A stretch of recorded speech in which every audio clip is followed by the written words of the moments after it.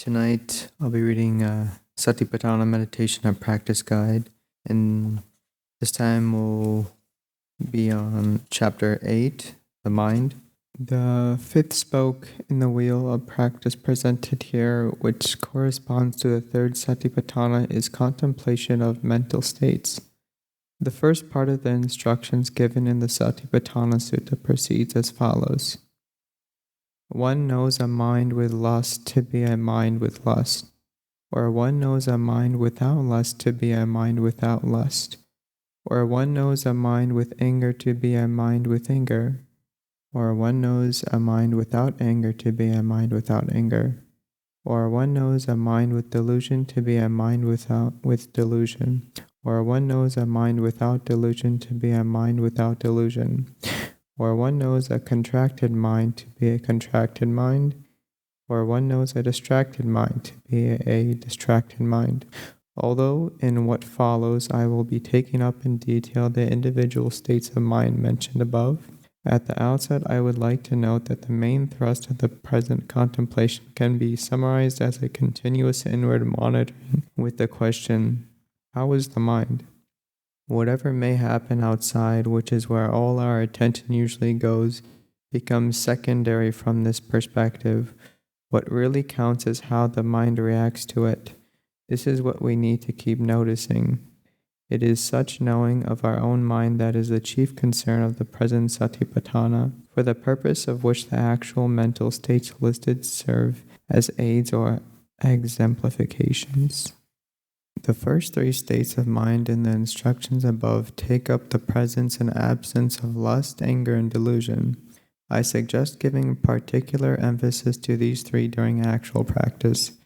Whenever a distraction occurs, it could either involve some form of desire or lust, or else be related to the presence of some degree of aversion or anger. The third alternative is when the mind is just ambling around, a condition of distraction not prominently colored by lust or anger. This condition of the mind can be considered a manifestation of delusion. Needless to say, delusion also underlies lust and anger, but for practical purposes, it seems to be preferable to employ the category in such a way that it can be used as a complement to the first two detrimental states mentioned in the instructions above. Familiarity with the presence or absence of lust, anger, and delusion within will in turn facilitate recognizing the same externally when such presence or absence manifests in others. Such recognition can rely on facial expression, tone of voice, and bodily posture as pointers to the mental condition of another. The employment of these three categories helps to build a bridge from the preceding contemplation of feelings, in particular in relation to feelings of a worldly type. When lust is present in the mind, chances are that it comes accompanied by worldly pleasant feelings.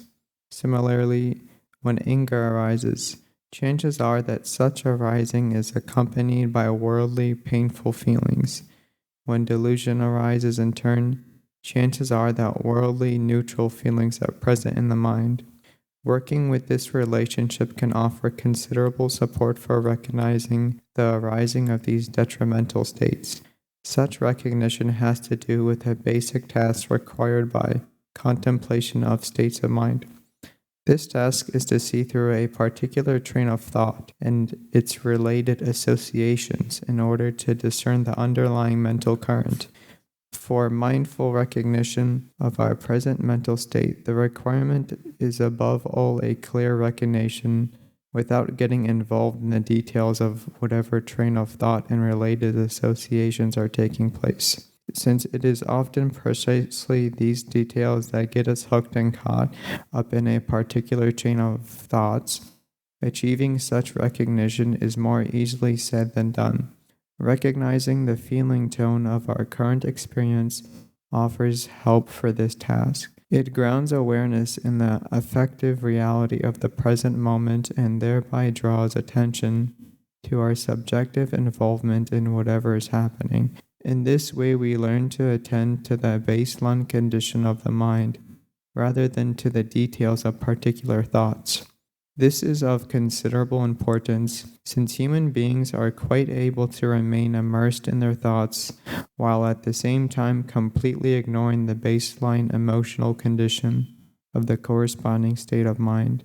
History abounds with examples of incredibly cruel actions that have had their basis in the fascination exerted by a particular political or religious ideal, leading to a thorough disassociation from basic qualities like kindness and compassion.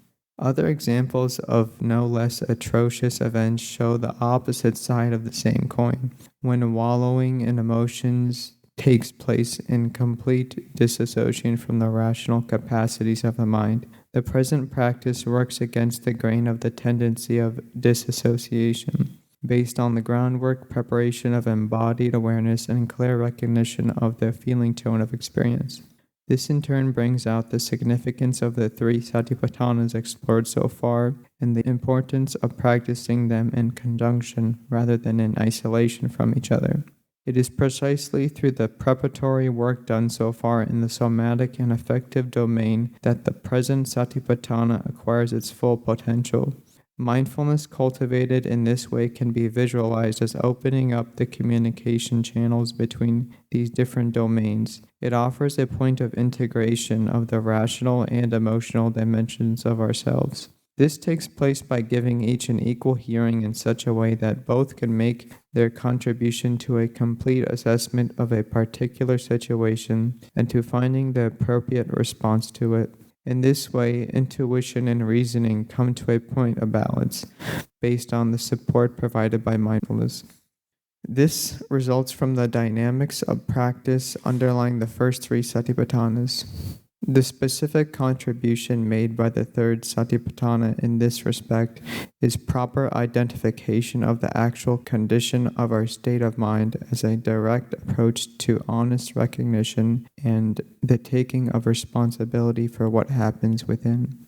In practical terms, this can take the form of a regular check-in to see how the mind is doing right now. Shifting from the ingrained tendency of giving all attention to the objects of experience, we instead direct some attention to the repercussions of the experiencing of those objects in the inner domain of our mind. In a way, we are so used to focusing on what is taking place outside, or what we are engaged in doing, and that our mental range of vision has come to resemble the restricted range of vision of our physical eyes. The basic pattern is to give all attention to what is right in front of us.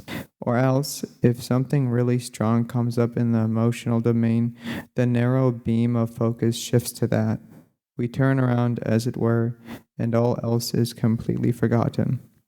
But such a restricted range of mental vision is a habit rather than a necessity.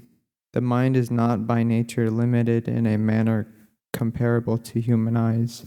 Actualizing this potential requires stepping back from too narrow a focus of attention and allowing our awareness to become more comprehensive. In this way, we learn to apperceive the how of experience alongside its what. At the subjective level, we discern the mental repercussions of what is taking place, a discerning that does not in any way inhibit our ability to perceive and interact with what is taking place outside. Indeed, the resultant breadth of mind improves both our taking in of information and our ability to deal with whatever has occurred in an appropriate manner. A basic training in expanding the range of our mental vision has been introduced gradually through the previous Satipaṭṭhāna exercises, where with contemplation of the anatomical parts and the elements, we already went beyond the average perception of the body, concerned predominantly with its surface appearance by attending to its more internal aspects. With contemplation of feeling, we learn to turn inwards from having felt the body to becoming aware of that which feels the body. Now the task is to continue further in the same inward direction by attending to that which knows the body and that which knows feelings. In the example of holding this book in our hands, used in the last chapter, attention proceeded from the touch sensation of the book to feeling the hands that were touching the book. In line with the overall thrust of the present Satipaṭṭhāna, Attention can now turn further inwards to that which knows the experience of holding this book in our hands, the mind. The resultant broadening of the scope of meditative attention by including the actual state of our mind is of fundamental importance for Satipaṭṭhāna meditation. It lays the foundation for the present and the next Satipaṭṭhāna, contemplation of dharmas concerned with the hindrances and the awakening factors, cultivating the ability to monitor that goes on within, to recognize clearly the condition of our own mind, is indispensable for being able to explore fully the potential of these two out of the four Satipaṭṭhānas. Actually, in a way, the same is required for all Satipaṭṭhāna meditation, in that we need to monitor how what we do affects our mind. This became clear already with the first exercise, contemplation of anatomical parts. The story of the suicide of monastics due to unbalanced practice of this contemplation serves as a strong warning of the dangers of not keeping an eye on what happens in the mind. The required turning inwards to check in on the actual condition of the mind is somewhat like reading an interesting book in the awareness that we soon have an appointment with a good friend. While reading, we keep the passage of time in mind. We might regularly glance at a watch just to make sure we do not miss the time for the meeting. This need not be something stressful or disturbing, but can simply be a relaxed way of keeping the passage of time in our peripheral awareness while nevertheless enjoying the book. Similarly, peripheral awareness can in a relaxed manner keep an eye on how things are unfolding within, monitoring the condition of our mind. In the context of an account of the gradual path, contemplation of the mental states of others finds illustration in looking into a mirror. This illustrates well what the present practice is about, but in relation to ourselves, holding up the mirror of mindfulness within, in order to see clearly the reflection of our own state of mind as it is right now. This act of introspectively checking the condition of our own mind can be compared to keeping an eye on the rear view mirror while driving a car. This helps us to have the whole traffic situation in view, rather than seeing only what is happening in front. In the same way, we look into the rear view mirror within to see how the mind relates to whatever is happening. Again, comparable to using a mirror to ascertain whether our bodily appearance is clean or dirty. Similarly, we look into the mirror of mindfulness in order to ascertain the condition of our mental appearance. Just as we ask others, "How are you?" so we now keep asking ourselves, "How is the mind?" Expressed in terms of the three categories of contemplation of the mind mentioned above. How is the mind? Is it with lust or without lust? With anger or without anger? With delusion or without delusion? Mindfulness of feelings is of particular help in recognizing unwholesome thoughts before they have acquired full force. As mentioned in the previous chapter, such recognition at an initial stage in the building up of unwholesome thoughts makes it possible to nip these in the bud. At an early stage, the detrimental thoughts and associations are not yet in full swing. The degree of our identification is not yet as strong as it will eventually become if they continue. This makes it easier to step out of the thought, to let it go and change the course of the mind. Imagine a snowball rolling down a hill. It will be easier to change its course or stop it if we catch it close to the top of the hill. Once it has moved farther down and becomes bigger and faster, it will be much more difficult to intercept. The course of the mind is similar. Activating this potential requires the willingness to look at our own shortcomings. This is another topic already broached in the previous chapter. The importance of learning to bear with patience the recognition of any failure to live up to our own standards. The feelings experienced at such times are most likely feelings of the unpleasant type. Such feelings take an unworldly dimension because they have the potential to lead us forward on the path. Self-deception as a means to avoid the displeasure of seeing our own shortcomings stands diametrically opposed to the whole thrust of progress on the path of Satipaṭṭhāna meditation. The importance of honest and clear recognition comes out in the Anagarika Sutta. The discourse places emphasis on the importance of clearly acknowledging the presence of a defilement as an indispensable prerequisite for being able to do something about it. If recognition is not there, the foundation for emerging from this detrimental condition is lacking. The absence of defilements. The same Anagarika Sutta similarly gives importance to recognizing the absence of a defilement. This principle also underlies the instructions for contemplation of the mind in the Satipaṭṭhāna.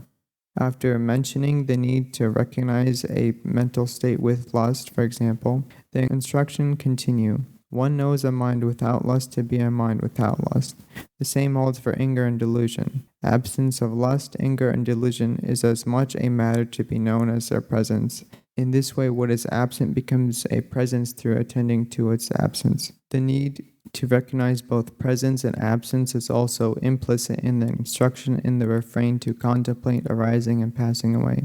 Having noticed that lust or anger has arisen, for example, the task is to notice similarly when subsequently lust and anger have passed away.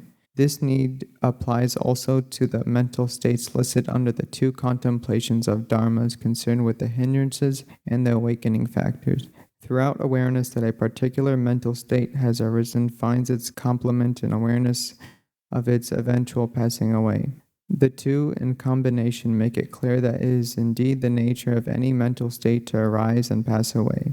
It is of considerable importance that the need, evident in the list of mental states as well as in the refrain, to direct attention to the passing away of a defiled mental state is not overlooked. The task of mindfulness is not only to draw attention to the presence of a defilement, it similarly involves giving attention to the absence of a defilement. We can savor the condition of the mind at such times, get a feel for its texture, and familiarize ourselves with it.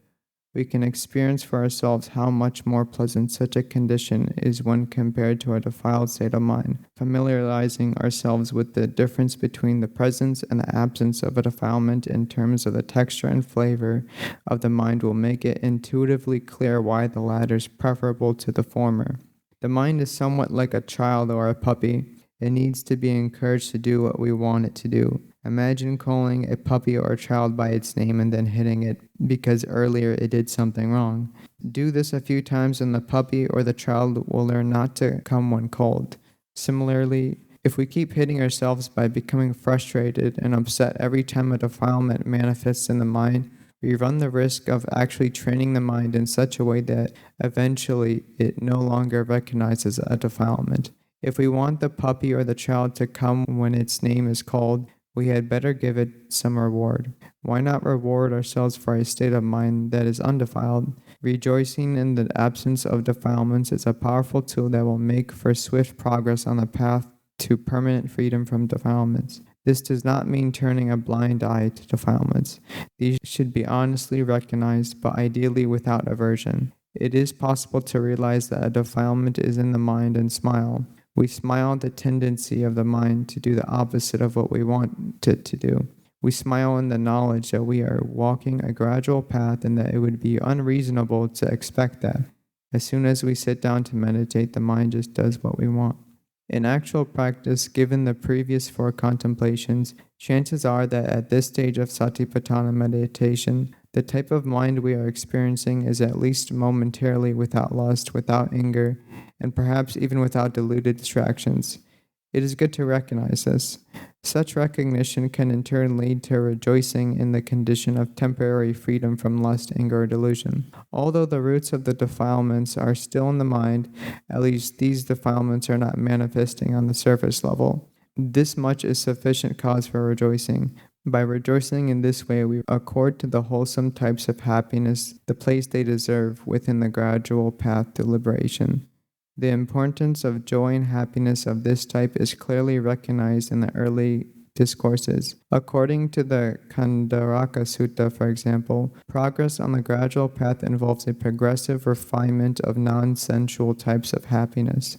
Intentionally arousing joy when realizing that the mind is temporarily free will go a long way in strengthening the tendency of the mind to remain in the realm of what is wholesome. It also serves to provide inspiration for the practice. Cultivating a habit of rejoicing in wholesome conditions of the mind will make meditation so much more attractive and turn it into something that we look forward to. instead of being something done out of sense of obligation. Moreover, it also offers a foretaste of the final goal. The final goal is purification of the mind from all defilements. Instead of remaining an abstract concept through recognition of the pleasant condition of the mind that is temporarily free from defilements, we can have a direct experience of the aim of our practice. Such joy it can be when the mind is free, even if only temporarily contracted and distracted. Besides mentioning lust, anger, and delusion, the first part of the instructions distinguishes between a contracted and a distracted state of mind. The implications of a contracted mind are open to question. One mode of interpretation would be to assume that in this case both mental states are detrimental. On this interpretation, a contracted mental condition could be the outcome of sloth and torpor, or else the result of becoming narrow-minded or contracting mentally out of fear or aversion. Distraction could then refer to any scattered condition of the mind. Alternatively, this pair could be interpreted in line with the general pattern in the listing of mental states in the Satipaṭṭhāna Sutta as involving a contrast between a positive and a negative state, or between a superior and an inferior mental condition. Following this mode of interpretation, the present pair would involve the difference between a mind that is not distracted, in the sense of being collected, and a mind that is distracted. Although, to my mind, the actual terminology makes the first interpretation more probable, I would leave it up to the individual practitioner to decide which of these two interpretations appears more meaningful for actual practice. Whichever interpretation we adopt, there is no doubt that this part of the instructions requires identifying a condition of mental distraction for what it is. The challenge here is that distractions can at times be rather subtle and often also quite enticing. For this reason, it is particularly important to stick to the element of mindful recognition. This requires withstanding the temptation to let ourselves be carried away by the pleasurable condition of a distracted mind. For genuine progress to liberation, even subtle distraction needs to be acknowledged for what it is, a condition of the mind that diverts our attention and therefore is not conducive to our meditative growth. Higher states of mind. The remaining four pairs in the instructions are less concerned with defilements. Here is the relevant passage. Or one knows a mind that has become great to be a mind that has become great. Or one knows a mind that has not become great to be a mind that has not become great. Or one knows a surpassable mind to be a surpassable mind. Or one knows an unsurpassable mind to be an unsurpassable mind. Or one knows a concentrated mind to be a concentrated mind. Or one knows a not concentrated mind to be a not concentrated mind. Or one knows a liberated mind to be a liberated mind. Or one knows a not liberated mind to be a not liberated mind. The four terms mentioned in the second half of the instructions refer to a mind that has become great or not, surpassable or not, concentrated or not, liberated or not. The qualification great employed for the first of these is also used for the cultivation of the Brahma Viharas. In a more general sense, this category could be taken to point an opening of the heart. In addition, a mind that has become great could also come about through other modes of cultivating tranquility. Yet, I suggest including these rather under the header of the third term, the mind that is concentrated, in order to be able to associate distinct meanings with these different categories when applied in actual practice. The second pair mentioned in the instruction concerns a mind that is either surpassable or unsurpassable. Within the realm of absorption attainment, an unsurpassed condition of the mind will be reached with the attainment of the highest absorption. In a general sense, however, I would take this pair to point to the ability to recognize whether a particular meditative experience can be taken further. In other words, whatever is happening right now in our meditation, does it have the potential to lead to something higher, or have we already arrived at what is possible within this particular sitting or course of meditation practice? Moreover, the category of a surpassable mind would also fit the case of the hindrances, which can and should indeed be surpassed.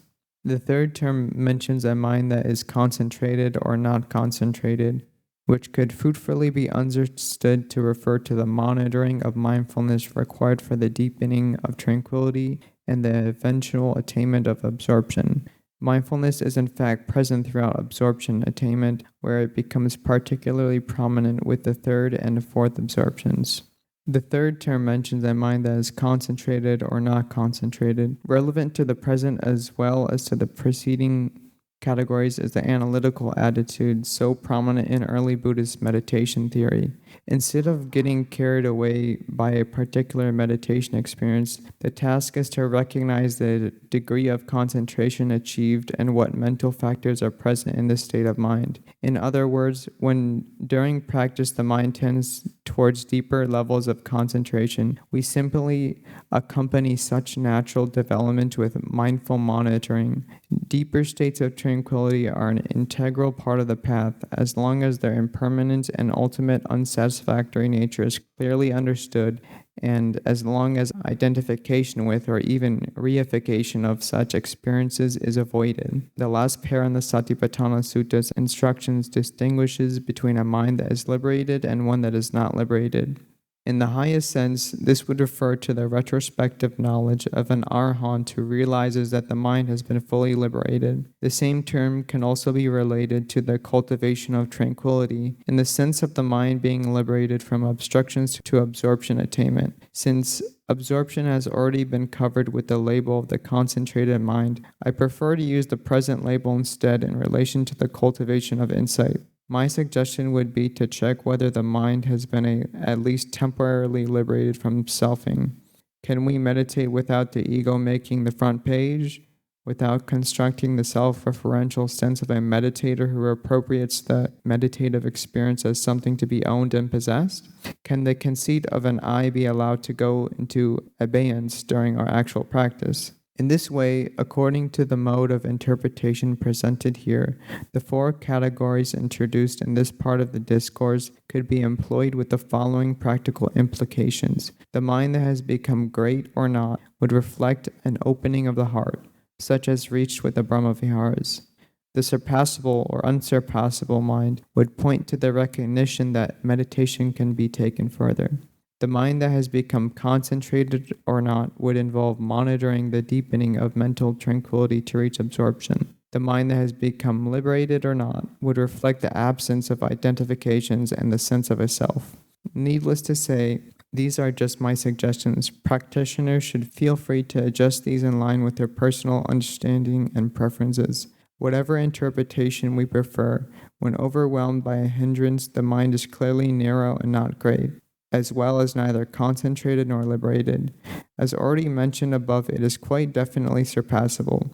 The task of the next Satipaṭṭhāna is precisely to explore the conditions that help us to emerge from a hindrance, to surpass it and thereby allow the mind to become greater, more concentrated and more liberated than it was when the hindrances was still present.